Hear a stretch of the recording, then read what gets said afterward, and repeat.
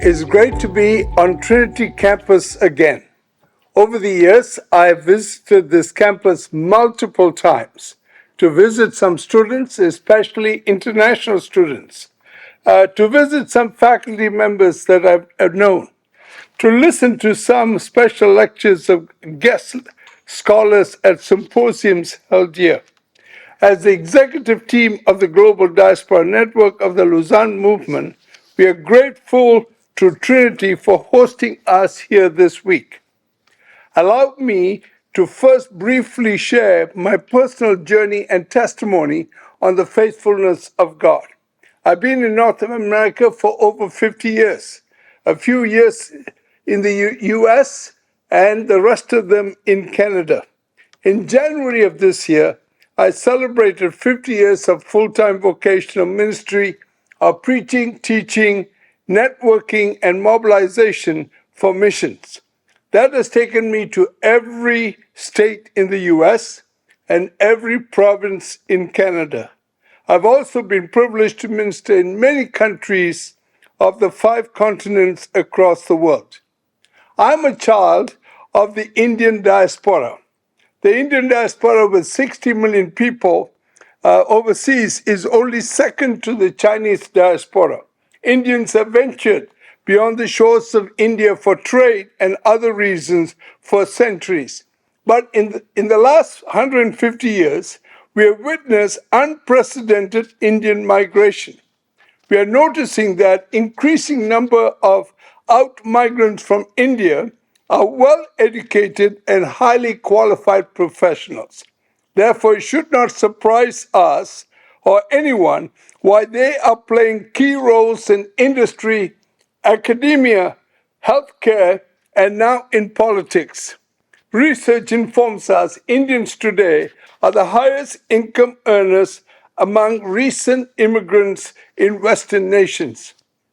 But I'm a child of the Indian diaspora during the British colonial era. By Act of Parliament of the United Kingdom in 1833, slavery was abolished in Britain. This provided for gradual abolition of slavery in the colonies. However, this created a problem. There was a lack of manpower to keep plantations of tea, cotton, rubber, sugarcane, tobacco from operating at an optimum. They needed immigrants to be part of the workforce. To address this humongous need, the indentured labor system was introduced. Therefore, the indentured labor system was a system of bonded labor that was instituted following the abolition of slavery. Indentured laborers were bonded laborers under contract to work for an employer for a specific period of time to pay off their passage to be in a new country. Under British colonial rule, India's population provided the British Empire with a ready source of cheap mobile labor. British control over Malaya encouraged Indians to migrate as indentured laborers to work in rubber estates, sugarcane plantations, oil palm estates, and tobacco plantations.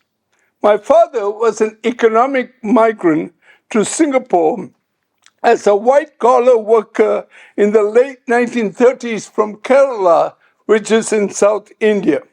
With his knowledge of English, he was absorbed into a highly respected British company within the accounting department.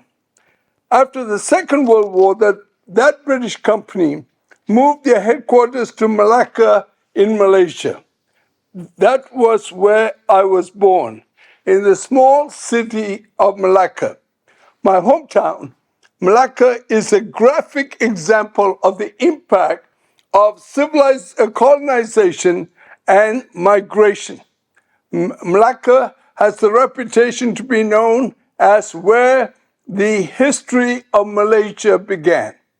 From a quiet fishing village back in the 15th century, Malacca grew into becoming the most important trading port in Southeast Asia by the 16th century. You see, the Malacca Strait is the main shipping channel between the Indian Ocean and the vast Pacific Ocean. Chinese, Indian, Arab, and European merchants came there to trade for spices and silk.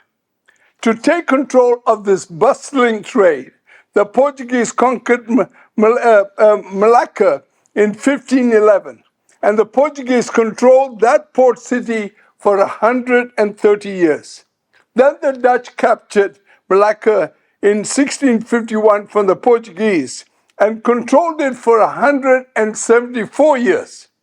After the Anglo-Dutch Treaty was signed, Malacca became a British colony. Friends, I grew up in a city of diasporas, a small city of 200,000 then, but it was a cosmopolitan city. I grew up with multiple ethnicities around me, learning to speak different languages, eating a variety of foods, and enjoying different types of music. Then I became a student of migration and diaspora in the early 80s. In my early global travels in the 70s, I began to see more and more people of diverse ethnicities and nationalities intentionally migrating to other nations. First, from the south and the east to the west, especially from the former European colonies who had gained independence recently. They came for educational advancement, for better employment, to secure their economic future, for the security and safety of the Western society. Then migration started speeding up from all over the world because of natural disasters like famine and earthquakes. Then increasing political instability, civil wars, religious persecution, ethnic cleansing escalated the migration process.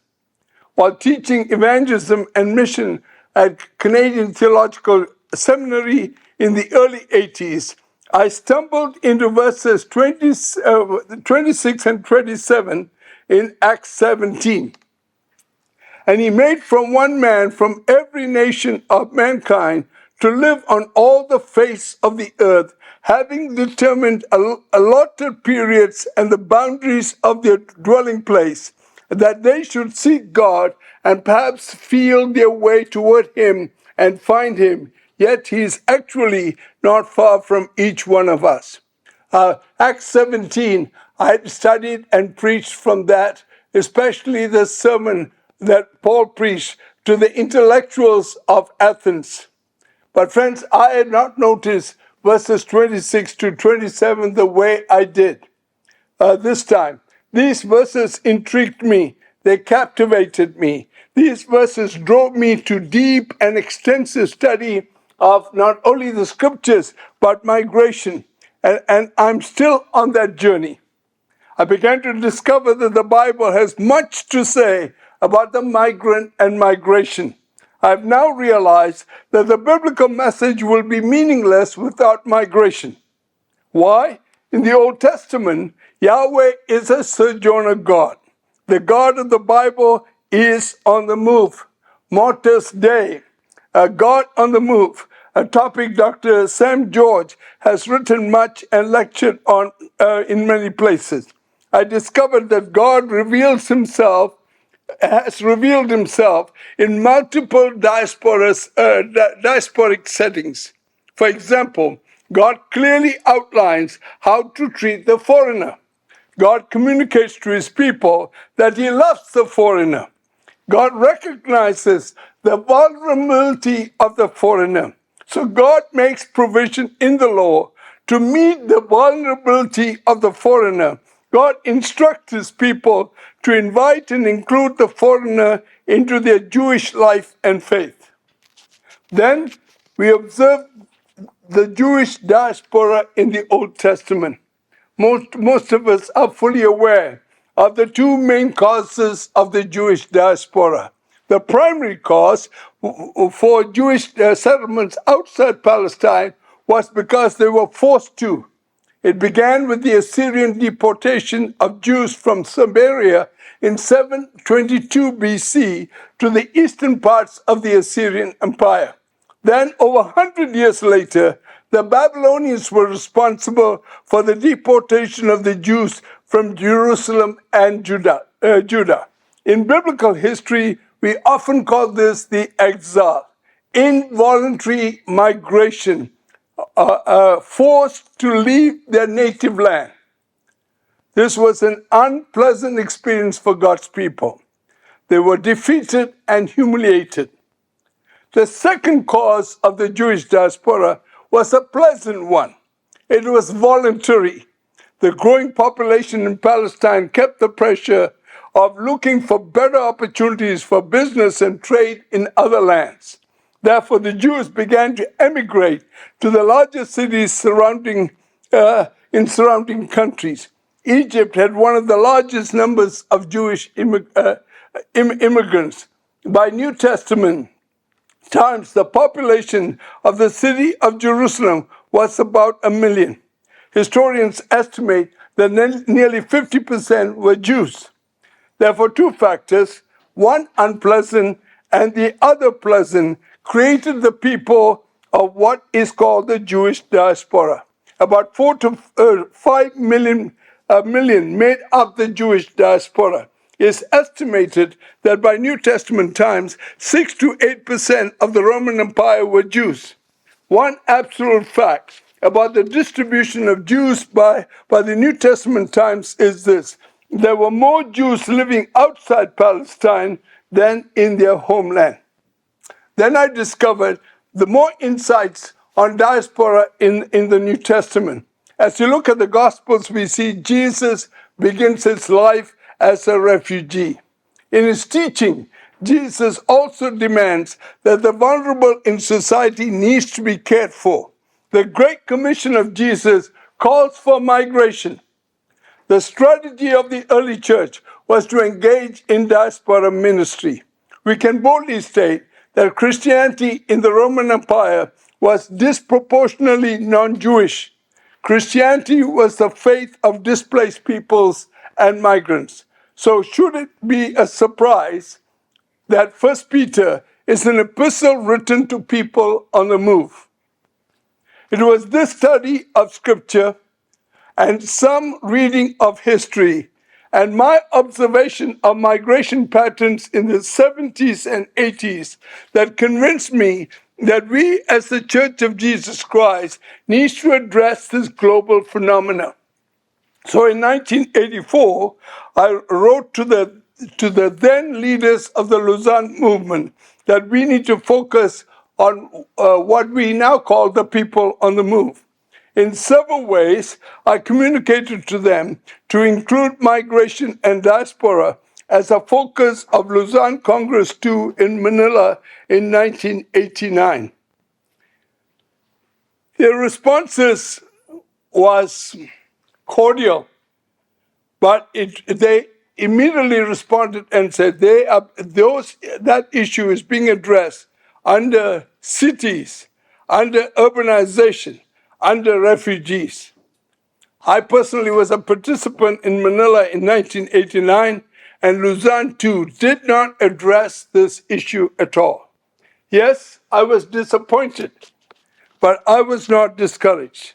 At Canadian Theological Seminary, we began introducing the diaspora focus in some of our mission courses. Slowly, I began networking and meeting various ethnic leaders to form ethnic or language diaspora networks globally. The Chinese Network, the Chinese Coordination Committee on World Evangelization, COWE, under the leadership of Dr. Thomas Wang, was already functioning a year after 1974 Lausanne I. The South Asian Christians formed the International Network of South Asian leaders in 1993. The Filipinos launched the Filipino International Network in 1995. We got the Vietnamese launching the Worldwide Vietnamese Fellowship in 2000. These diaspora networks began functioning and they started hosting regional conferences, training seminars in different countries of the world. In 1998, under the auspicious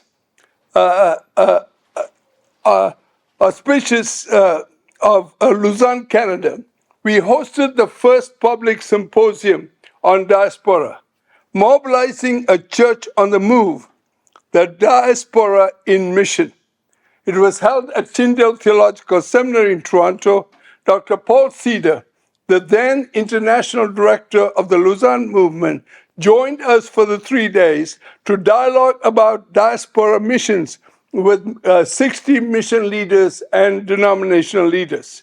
In 2001, some of us leaders of these ethnic-specific diaspora networks formed the Diaspora Leaders Network, DLN. We met annually for fellowship, sharing and praying about the mobilizing of missions to the diaspora. Finally, the breakthrough came in 2004, when diaspora was considered an official track at the Lausanne Pattaya Forum in Thailand. That is when the terms diaspora and diaspora missions were introduced to the 800 world leaders in missions that were gathered there. The Lausanne Movement finally recognized the importance of diaspora, and they appointed Dr. Sadhiri Joytira as a senior associate, what we now call a catalyst for diaspora. This triggered the Diaspora Leaders Network to reinvent itself to form the Lausanne Diaspora Leadership Team, LDLT. LDLT worked alongside with Dr. Joytira, who was the catalyst for diasporas. We prepared the booklets scattered together for distribution to the 4,000 participants at Cape Town Lausanne II Congress. It was called the Diaspora People on the Move, was one of the 5 primary themes highlighted at the Cape Town Congress in 2010. Diaspora mission has become more popular since then. The concept of the Global Diaspora Network was hatched in Cape Town to work with the catalyst for diaspora. The question is, why is the mission of GDN so important? As we have already seen, that since the dawn of the 21st century, we have witnessed an unprecedented surge in transnational migration worldwide. Let me focus on 4 important dimensions of this transnational migration. Number 1, transnational migration is truly a global phenomenon. No one can deny the reality, nor can anyone escape that reality. That transnational migration is occurring at an accelerated pace. It is occurring at an unprecedented scale. Transnational migration is a demographic reality that no one can ignore, because now it is both a global and local reality. This is a reality no community can avoid. This is a reality no country can be immune to it. In a world more interconnected than ever before, the rate of migration will only speed up. We are truly living in the age of migration. This explains why the United Nations Secretary General Antonio Guterres urged world leaders in January 2018 to celebrate global migration as a positive global phenomenon. To celebrate global migration as a positive global phenomenon. I only hope that the Church of Jesus Christ will take that message and take advantage of that. Secondly, transnational migration is a daily reality. Almost every single day, international airports are showcases of transnational migration. Whether it's plant migration, or whether it's crisis migration, or whether it's serial migration, or any other kind of migration, you will see hundreds of people making their way to another part of the world. Thirdly, transnational migration is multidirectional. For a long time, the migration of people was from people from the south and east moving to the north and west. But in the last 30 years, transnational migration is occurring at unpredictable speed and in all directions. We are witnessing what has been popularly called polycentric migration. Now, people are moving from everywhere to everywhere, and people are moving in all directions. So, Africans are found all over Europe and some parts of the former USSR. For Koreans, the US was the country of choice in the post Second War decades. But now Koreans go all over the globe. They're in Europe and Philippines and Australia, South Africa, Switzerland. Friends, international students are not just coming to the West, but they're going to Singapore, Philippines, South Korea, South Africa, China. You need to know, in the Philippines, there's over 5,000 medical students just from India alone. You need to know, in China, there are 6 medical schools dedicated for Indian students to come study medicine. Fourthly, friends, transnational migration is transformational. The great flow of people around the world is drastically changing many important aspects of society. Transnational migration has never been as pervasive as it is now. Transnational migration is seen as an uncontrollable change agent in society. It is changing the social, changing the cultural, changing the religious, and even the political landscapes of communities, of countries, and of continents. It is helping in releasing creative energies and adaptations. It is creating new realities. It causes people to intermingle with other people. And transnational migration is causing the development of what is being known as diasporic consciousness. This development can produce confusion, pain, conflicts, and trigger a serial migration by people in diaspora. We could describe our age in many ways.